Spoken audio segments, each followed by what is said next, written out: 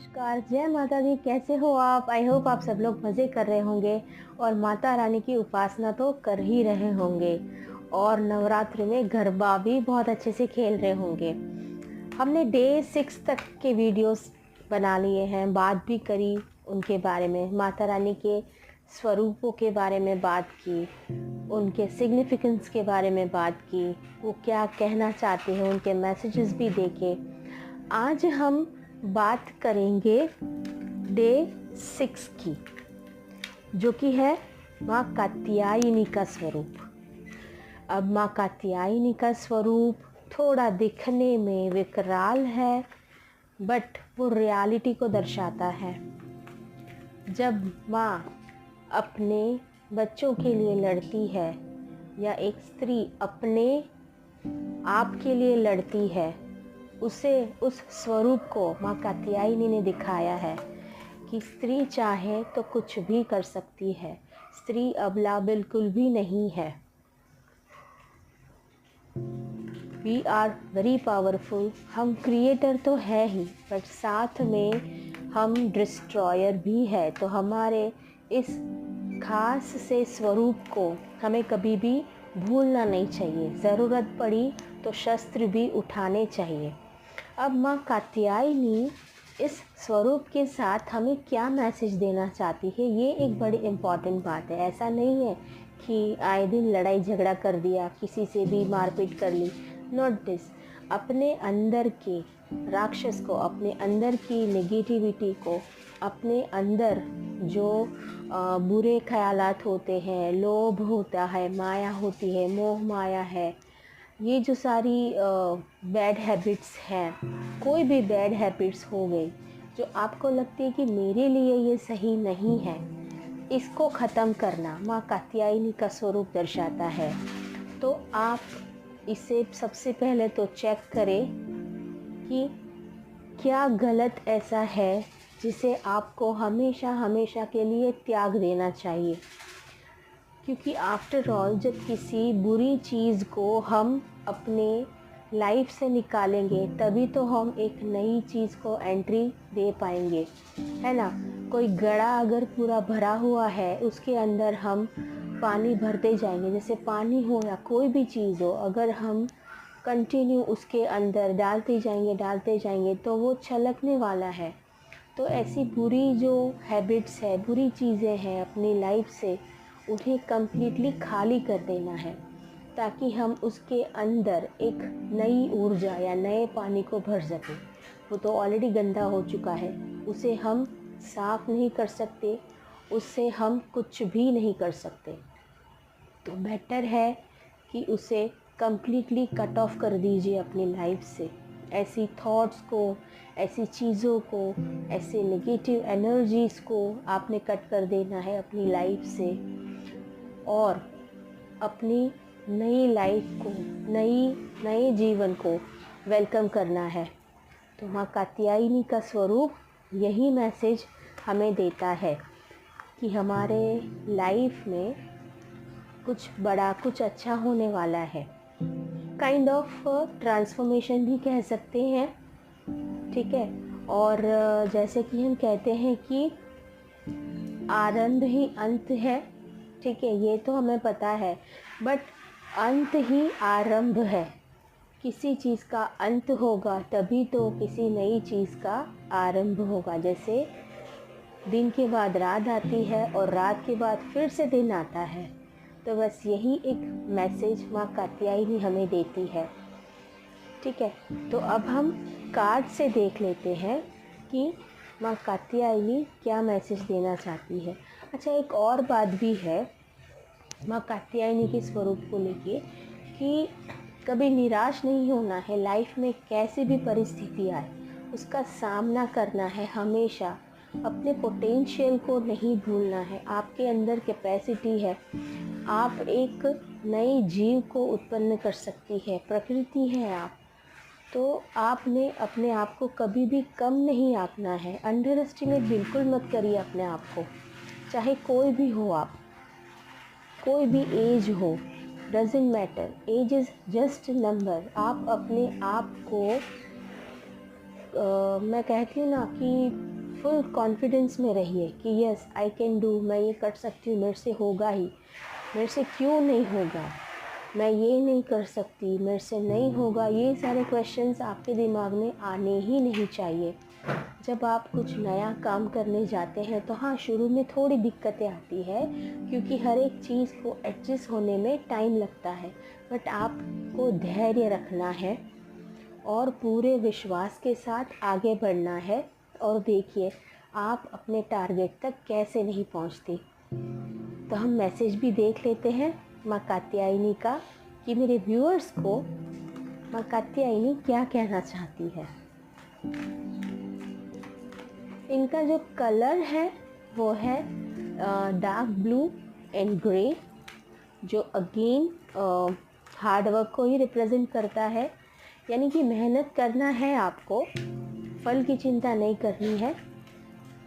Definitely result तो आपको मिलेगा ही, बट एक विश्वास के साथ हमेशा आगे बढ़ना है। देखते हैं क्या कार्ड्स आके निकलते हैं। Okay, good, very nice. See उनके मैसेज के अकॉर्डिंग ही कार्ड्स निकले हैं। तो सबसे पहला कार्ड आया है द बर्डन, यानी कि जो भी मन पे बोझ है, जो भी आपके मन में काफ़ी समय से भरा हुआ है, उसे आप निकाल के बाहर कर दीजिए, क्योंकि ये जो सारी चीज़ें हैं वो एक बड़ा ब्लॉक क्रिएट करती हैं, जिसकी वजह से आगे चल के आपको हेल्थ इश्यूज़ भी आ सकते हैं।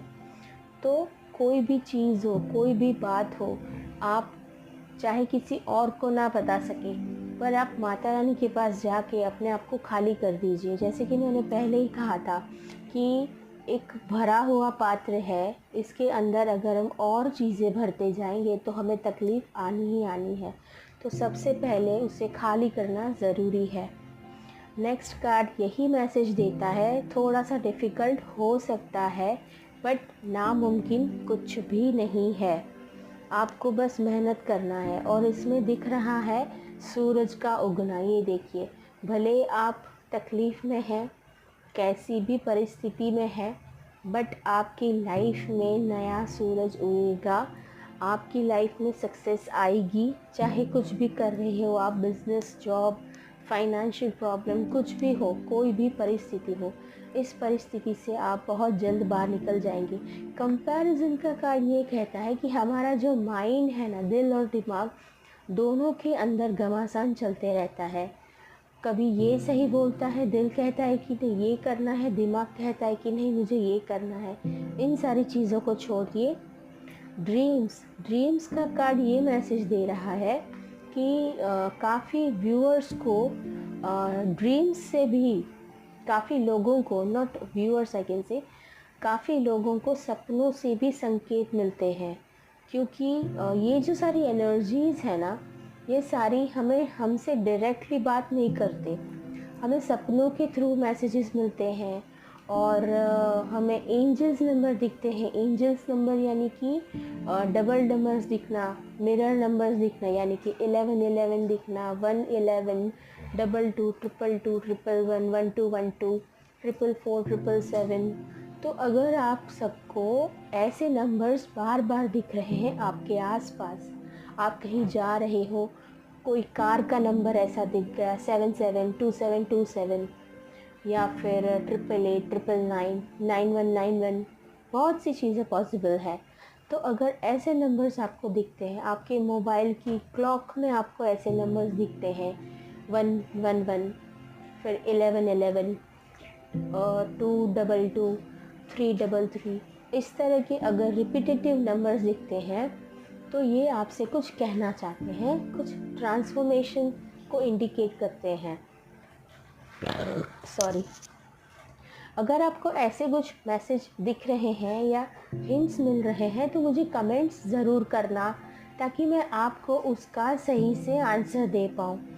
ठीक है, आपको जो भी अगर सपने में भी कुछ ऐसे इंडिकेशंस आते हैं, हिंट्स आती है, जैसे कि आप कहीं जा रहे हैं, कोई आपको मिल रहा है, सपने में आपने गौ माता को देख लिया या मंदिर को देख लिया, वहाँ तक पहुँचे, कोई ऐसी अननोन जगह पे पहुँचे बट फिर भी आपको लगता है कि ये मेरे लिए जानी पहचानी है।